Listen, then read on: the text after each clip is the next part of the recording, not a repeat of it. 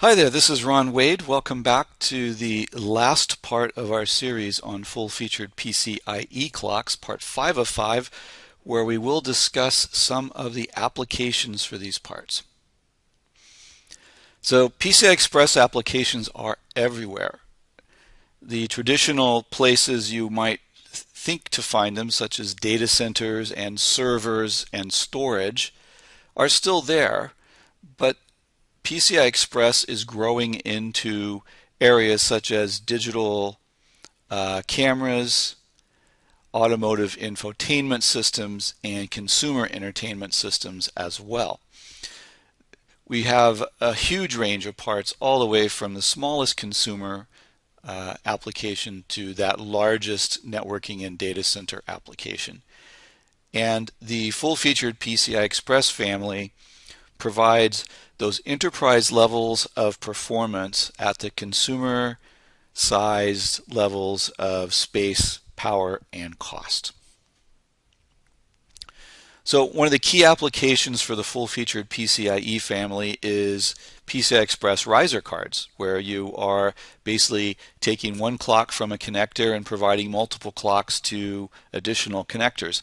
Here I've shown the 9DBL02 device in a motherboard application where the riser card has two slots on it, so there would be a 9DBL02 fan-out buffer either on the card itself, most likely, taking the clock from the system board and providing two copies, one to each of the connectors. So these parts, again, common across all of the full-feature devices. The performance levels against the PCI Express specifications give you reduced bit error rates, and then the zero delay buffers in this application help you manage PCI Express transport delay, although you can also use either this part in a fan-out buffer mode or the pure fan-out buffers as well. And again, the parts are offered in 100 ohm output impedance for that environment and 85 ohm output impedance, which is often seen in the Intel application space. Another key application for these is with embedded SoCs, and here we're using an NXP QorIQ device that would be running in a single oscillator source clock mode, where the only clock into the SoC is a 100 megahertz PCI Express clock, in this case coming from a 9FGL0841. These devices often have PCI Express SerDes on them, so I've shown this part driving two SerDes inside the NXP processor, and then given that the 841 has 8 output pairs, that leaves 5 additional outputs to drive other devices. I've also shown the pinout over here on the right. It's a 48-pin 6x6 QFN, and the footprint is shown at the bottom, illustrating the 6x6 nature of the package. The other growing application, key application, is PCI Express storage, or sometimes called NVMe. You've got PCI Express drives that are plugged into some sort of mezzanine or riser card.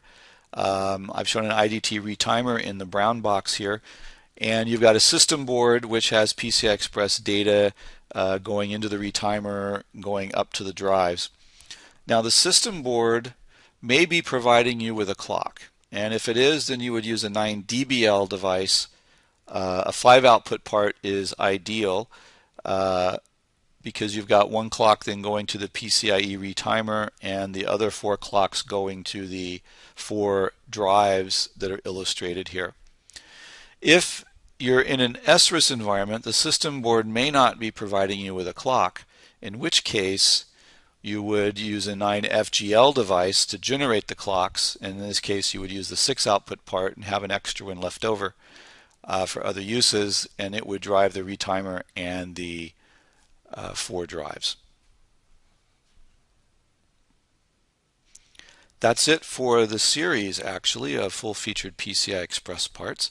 Thank you very much for watching, and I hope you enjoyed it and learned something. Thanks.